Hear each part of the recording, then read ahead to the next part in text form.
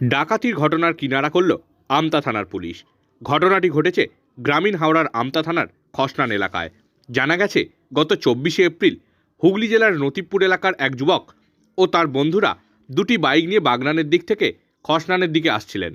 অভিযোগ, রাত 11:30 নাগাদ খসনান বাঁধপাড়া এলাকার কাছে হঠাৎই তাদের পথ আটকায় দুটি বাইক।